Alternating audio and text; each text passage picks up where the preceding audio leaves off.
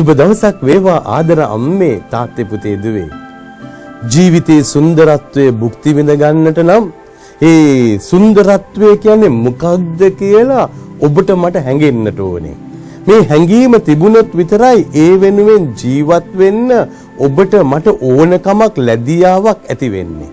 ඒ නිසා ගොඩක් වෙලාවට අම්මේ තාත්තේ පුතේ දුවේ මේ සුන්දරත්වය කියන්නේ මොකක්ද කියන දේ ගැන අවබෝධයක් අපිට නැහැ. ඒ නිසා අපිට ඇයි අවබෝධය නැත්තේ කියලා ඇහුවොත් ප්‍රශ්නේ තියෙන්නේ ගොඩක් වෙලාවට වේදනාවන් විතරයි අපිට මතකේ තියෙන්නේ. මිනිස්සු වේදනාත්මක දේවල් විතරයි ඔබට මට මතක් කරලා දීලා තියෙන්නේ. ඒ නිසා පොඩි කාලේ ඉඳලම ඔබ මා විග්‍රහ කරලා බැලුවොත් ජීවිතේ ඇදවැටුණු තැන හොඳට මතක තියාගෙන ඉන්නවා අපි. කලකිරුණු තැන් මතක තියාගෙන ඉන්නවා. බලාපොරොත්තු සුන්නුණු තැන් මතක තියාගෙන ඉන්නවා. ඒ නිසා රත්තරන් අම්මේ තාත්තේ පුතේ දුවේ මේ සුබවාදීව ජීවිතේ සතුටෙන් භුක්ති විඳින්න ඔබට මට අවස්ථාව තිබුණට අවකාශයන් තිබුණට මාවත් විවර වෙලා තිබුණට පුංචි සිත ඇතුලේ චකිතයක් තියෙනවා බයක් තියෙනවා ඒක හොඳයිද ඒක පාපිෂ්ඨයිද ඒක ඕනේද ඒක නැතුව ජීවත් වෙන්න බැරිද දැන් මේ ආකාරයෙන් ඔබේ මගේ මනස ඇතුලේ මේ වගේ රාමුවක් ගොඩ නැගිලා තියෙනවා. ඒ නිසා රත්තරන් අම්මේ තාත්තේ පුතේ දුවේ ජීවිත රාමුන් හරියට හදා ගන්නට ඕනේ.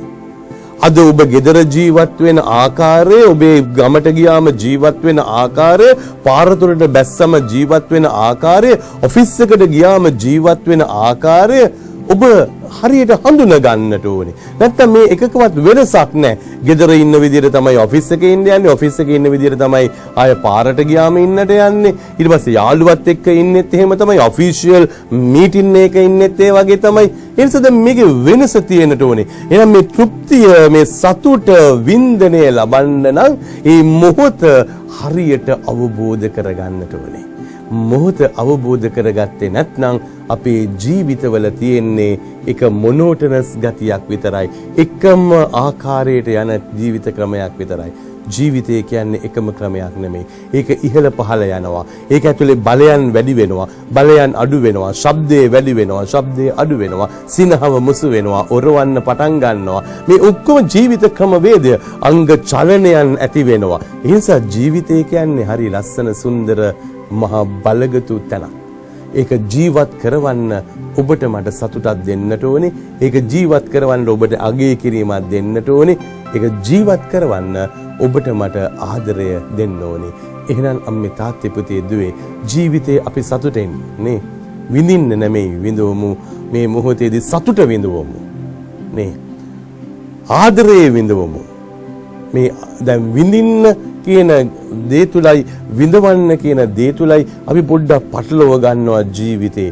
ඒ නිසා දැන් අපි කියන දුක් විඳින්නම ඉපදිලා නේ අසරණ වෙලාම අපි මේ ඉන්නව නැහැ. ජීවිතේක නිමේෂයක් ඇති ඔබට නැගිට ගන්න. එක තප්පරයක් ඇති ඔබට නැගිට ගන්න. එක පුද්ගලයෙක් ඇති ඔබට නැගිට ගන්න.